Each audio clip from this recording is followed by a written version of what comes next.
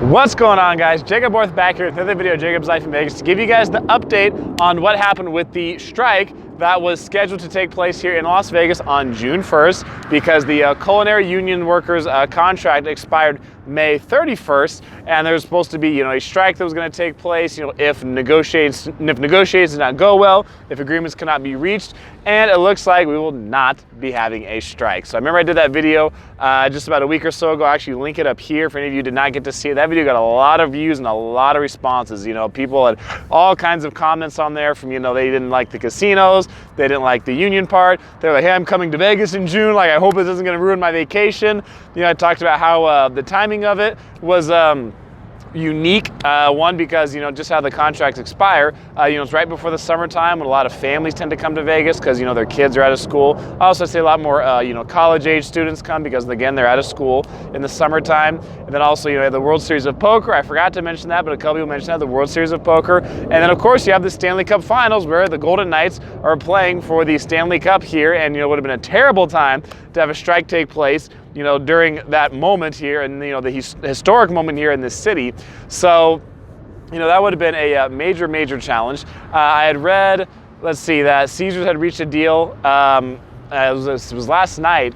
Someone had showed me, someone who actually works for an MGM property, they had said that MGM reached a deal. They just showed me on Facebook real quickly, but I couldn't find any articles about MGM reaching a deal. Then there's plenty of articles you can search online about Caesars reaching, it said, a tentative deal. So I'm not exactly sure what the tentative part is, because that's a 5-year deal. And I don't know how long the contracts normally go for with unions, but they said it's a 5-year deal that the union was able to work out with Caesars Entertainment. And there are other properties that were not going to be affected either way. Ones like Treasure Island, they're independently owned, or the Venetian Palazzo, it's a non-union property. So there were some properties that no matter what happened, they were not going to be affected because they're not union properties.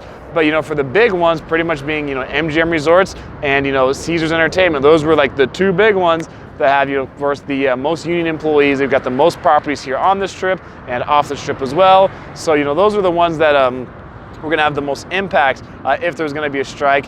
And essentially worked out the way that some people had told me. They said, they didn't think they were going to strike. They said, even if it goes to the last minute, like we probably won't, just because of all the money that was potentially going to be lost. I mean, I read articles, I think it was USA Today, so it could be over $10 million a day it would cost in revenue to the casinos here in town and to the city in general. So I mean, it's going to be, it would be a huge tax loss, or a huge revenue loss, which of course would also lead to a tax loss, for the government here as well. So it was going to be kind of a lose-lose all the way around. But it's interesting to see what's going to happen going forward here, because one of the things that stood out to me, and I mentioned it in the video I did, last week. One thing that stood out to me that the people wanted, the union workers wanted, was more protection against robots taking their jobs, basically, in the future, just machines being able to do the work against automation. And that's something I'll probably talk about again in a separate video.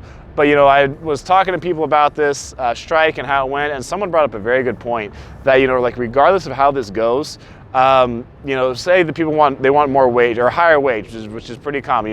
You want a higher wage, but you also want protection, from machines taking your job. And if you say, hey, I want to get paid more to do this, and the more you keep saying you want, the better that machine looks to replace you. Because all sorts of things that come in, with machines replacing people, where, machines obviously don't have to take, sick time, right? Machines don't have to call off because they got sick, because they had an emergency. They don't get pregnant. They don't need, family time away. They don't get injured. They don't need health insurance, right? It's like, it's just totally different, paying for a machine to do something versus paying a human. So it's kind of like, a double-edged sword where it's like, people want to get more money, more income, but it's kind of like the more you demand, the more money you want. It's like the better you make that machine look to replace you, because the cost of having a person doing the job keeps going higher, and instead it makes the machine look even better and better. So I'll talk about that more in a video about how technology, is affecting Vegas, and how it could affect Vegas in the future, especially with being such a huge tourist town, all these hotel properties, casino properties. But, it looks like Vegas avoided the strike. You're not going to be a strike for I think 67 days like the last one was. Things are going to continue to operate here normally, just like they have, for years and years now. So don't worry, guys. Not going to be impacted by the strike. If you're coming here in June or any other time this summer, I think you're going to be just fine. So tell me what you guys think about this, the whole strike issue, how it went down, your thoughts on Vegas, at the current moment. And that's going to be it for this video, guys. I'm Jacob. This is My Life in Vegas.